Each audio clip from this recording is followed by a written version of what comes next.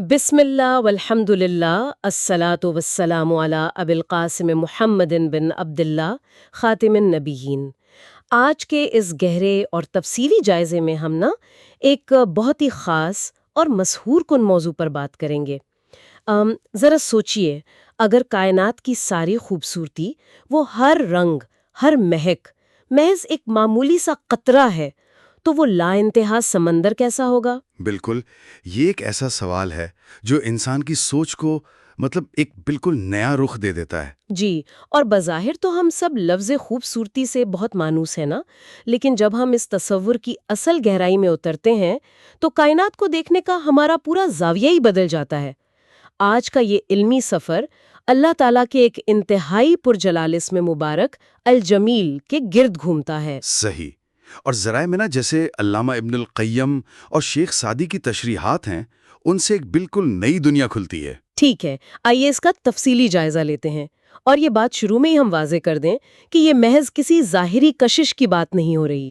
جی ہاں، یہ علم واقعی حیرت انگیز حد تک وسیع ہے۔ یہ براہ راست انسان کے محسوسات اور اس کے روزمرہ کے رویوں کو بدلنے کی طاقت رکھتا ہے۔ مطلب جب انسان الجمیل کی حقیقت کو سمجھتا ہے تو اندر ایک عجیب سا ٹھہراؤ آ جاتا ہے۔ بالکل، وہ چیزوں کے ظاہری خول سے نکل کر ان کے پیچھے چھپی حکمتوں کو دیکھنا شروع کر دیتا ہے۔ تو اس سے پہلے کہ ہم ان اثرات کی طرف جائیں، کسی بھی تصور کی بنیاد سمجھنا لازمی ہے۔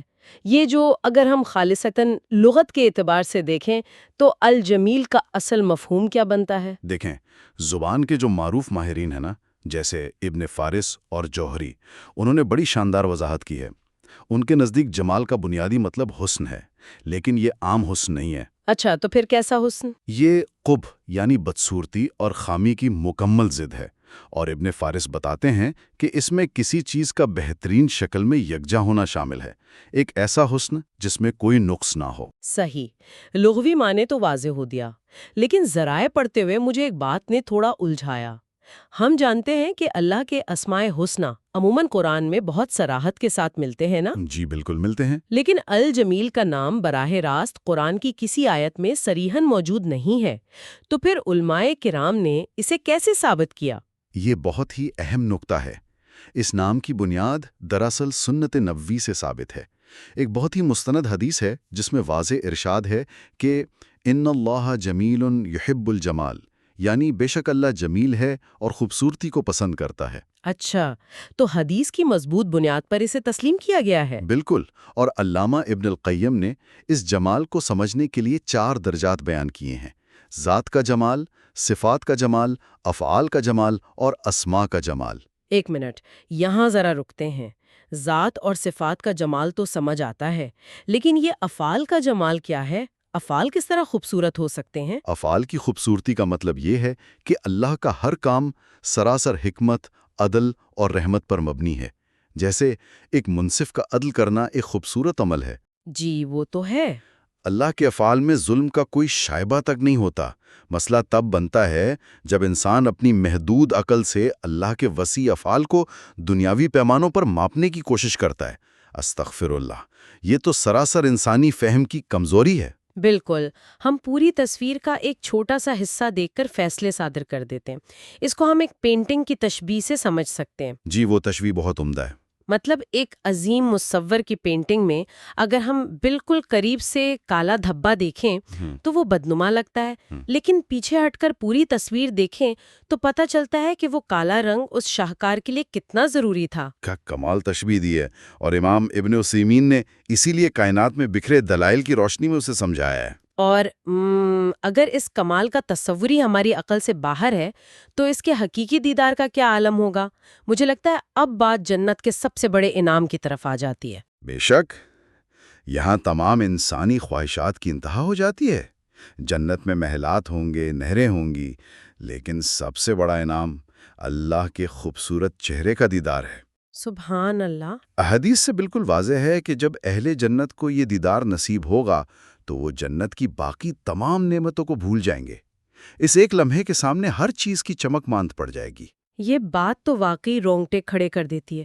ہم دنیا کی کوئی خوبصورت وادی دیکھ کر رک جاتے ہیں تو اس رب کے دیدار کا عالم کیا ہوگا؟ بالکل، اور اس انعام کو پانے کے لیے ذرائع میں توحید پر ایمان اور خاص طور پر فجر اور عصر کی نمازوں کی پابندی پر بہت زور دیا گیا ہے۔ فجر اور عصر کی ہی خاص تاکید کیوں؟ کیونکہ حدیث کے مطابق جو ان کی پابندی کرے گا وہ اپنے رب کو 14ویں کے چاند کی طرح بغیر کسی رکاوٹ کے دیکھے گا۔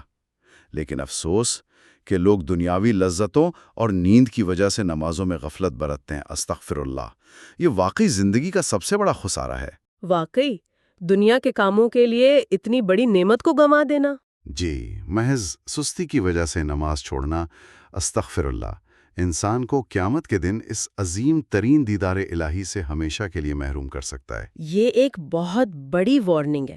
اچھا، یہاں سے بات نہ ایک نئے دوراہے پر آ جاتی ہے۔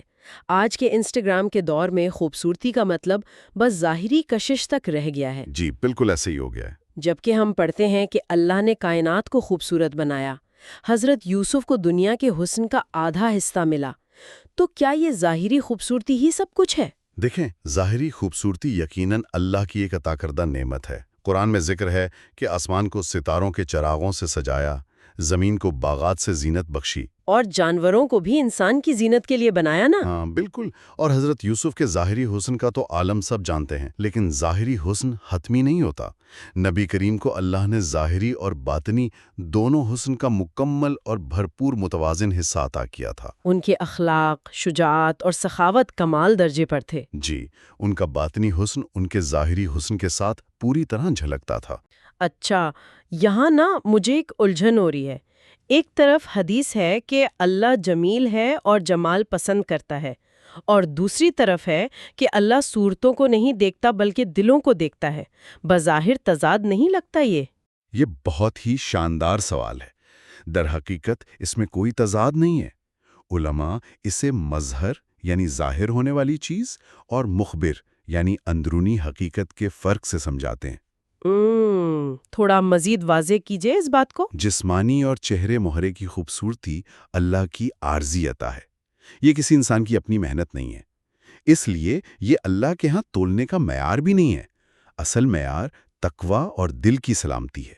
یعنی اگر کسی کے پاس ظاہری حسن ہے لیکن اندر تکبر بھرا ہے تو وہ خوبصورت نہیں کہلائے گا؟ بالکل نہیں۔ جب انسان اپنی ظاہری شکل پر بیجا فخر کرے اور دل میں بغض، حسد اور تکبر پالے، استغفر اللہ، تو وہ اللہ کی نظر میں اصل خوبصورتی کھو دیتا ہے۔ صحابہ کرام کی فضیلت بھی تو ان کے قیمتی لباس نہیں بلکہ ان کے سینوں کی پاکیزگی کی وجہ سے تھی نا؟ جی بالکل، اسی لیے بہترین انسان اسے کہا گیا ہے جو مخموم القلب ہو، یعنی جس کا دل ہر قسم کے کھوٹ، فریب اور حسد سے شیشے کی طرح صاف ہو۔ تو اصل خوبصورتی وہ ہے جو اندر بستی ہے، لیکن ہم انسان تو باطن نہیں دیکھ سکتے، ہم تو رویے دیکھتے ہیں۔ تو یہ باطنی خوبصورتی روزمرہ زندگی میں عملی طور پر کیسے ظاہر ہوتی ہے؟ یہ باطن کی خوبصورتی جب باہر چھلکتی ہے نا، تو وہ انسان کے اخلاق اور رویوں کی صورت اختیار کر لیتی ہے۔ قرآن نے اسی لیے صبر جمیل کا ذکر کیا ہے۔ عام صبر اور صبر جمیل میں کیا فرق ہے؟ عام صبر میں انسان مصیبت برداشت کرتا ہے لیکن لوگوں کے سامنے روتا دھوتا رہتا ہے، جبکہ صبر جمیل میں زبان پر کوئی شکوہ یا انسانوں سے کوئی شکایت نہیں ہوتی۔ واہ، یہ تو کمال کا رویہ ہے۔ اور اسی طرح ہجر جمیل ہے۔ اگر معاملات میں اختلاف ہو جائے تو تہمتیں لگائے بغیر، تکلیف دیے بغیر شائستگی سے الگ ہونا ہجر جمیل ہے۔ اس کے علاوہ صفح جمیل اور سرح جمیل کا بھی ذکر ملتا ہے ذرائع میں۔ جی، صفح جمیل یعنی غلطی کو ایسے معاف کرنا کہ دل میں کوئی بغض باقی نہ رہے، اور سحر جمیل یہ خاص طور پر طلاق کے معاملات میں ہے کہ لڑائی جھگڑے کے بجائے خوبصورتی اور وقار سے رخصت کیا جائے۔ یہ رویے تو معاشرے کی بنیاد ہی بدل سکتے ہیں، اور اخلاق کے ساتھ ساتھ کلام کا جمال بھی تو ہے۔ اللہ نے فرمایا کہ میرے بندوں سے کہو وہ بات کہیں جو سب سے آسن ہو۔ بالکل، اور ہماری تاریخ میں الفاظ کے چناؤ کی حیرت انگیز مثالیں موجود ہیں۔ وہ عباسی خلیفہ ہارون الرشید کا واقعہ بہت مشہور ہے۔ وہ خیزران والا واقعہ نا؟ جی، خلیفہ نے لکڑیوں کا ایک بنڈل دیکھ کر وزیر سے پوچھا یہ کیا ہے؟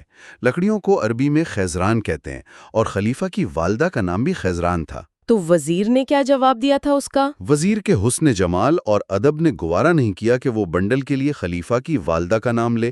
اس نے کمال حاضر دماغی سے کہا، امیر المؤمنین، یہ نیزوں کی جڑیں ہیں۔ کیا بات ہے! یہ محض لفاظی نہیں تھی بلکہ اندر کے احترام کا عملی مظاہرہ تھا۔ بالکل اس کے برعکس جب زبان سے مسلسل برے، تنزیہ اور دوسروں کو نیچا دکھانے والے الفاظ نکلتے ہیں استغفر اللہ، تو وہ انسان کے باطنی حسن کو داغدار کر کے کردار کو مسخ کر دیتے ہیں۔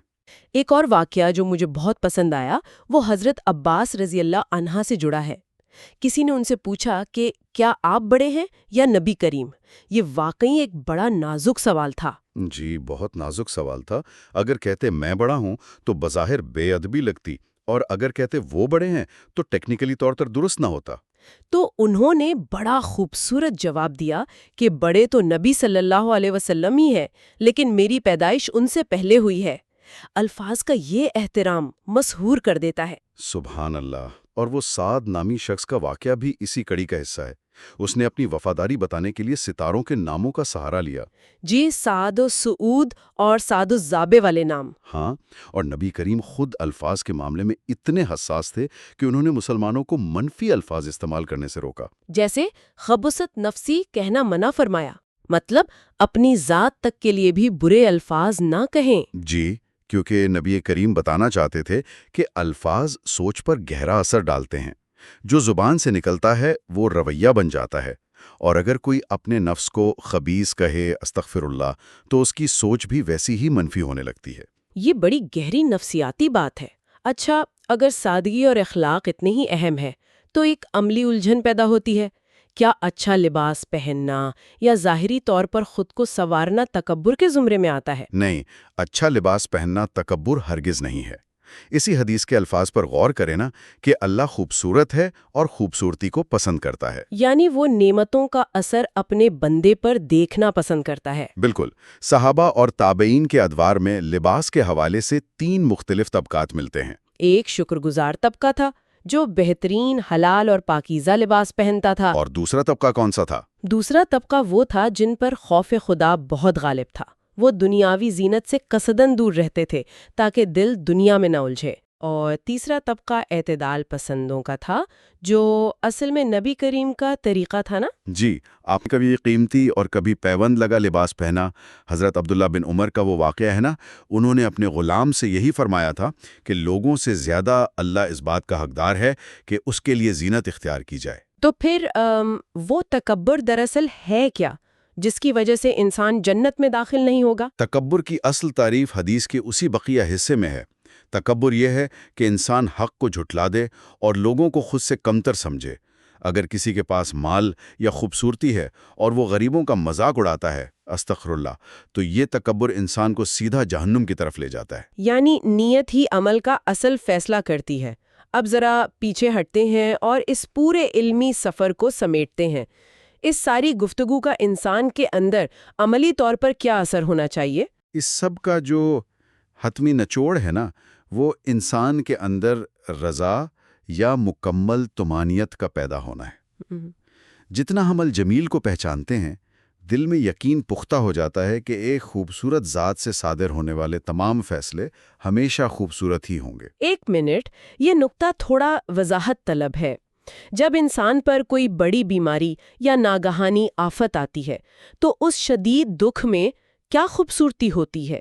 وہ اس کڑی آزمائش پر خوش دلی ہے کیسے راضی ہو سکتا ہے؟ یہ اسی مصور کی پینٹنگ والی تشبیہ ہے نا۔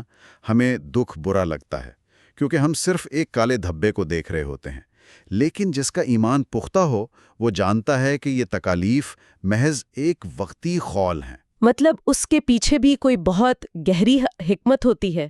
بالکل، اس کے پیچھے اسی الجمیل کا کوئی خوبصورت ارادہ، کوئی حکمت اور بے پناہ رحمت چھپی ہوتی ہے، جو شاید آج سمجھ نہ آئے لیکن کل ضرور واضح ہو جائے گی۔ ذرا سوچیے سننے والوں، اگر ہم اپنی زندگی میں ملنے والی ہر مشکل، ہر آزمائش اور ہر ناکامی کو اس زاویے سے دیکھیں کہ یہ سب اسی الجمیل کے کسی خوبصورت اور رحمت بھرے وسیع پلان کا حصہ ہیں، تو کیا ہماری زندگی کے دکھوں کو دیکھنے کا پورا زاویہ ہی نہیں بدل جاتا؟ کیا اس کے بعد ہم اپنی آزمائش کو محض ظلم سمجھ سکتے ہیں؟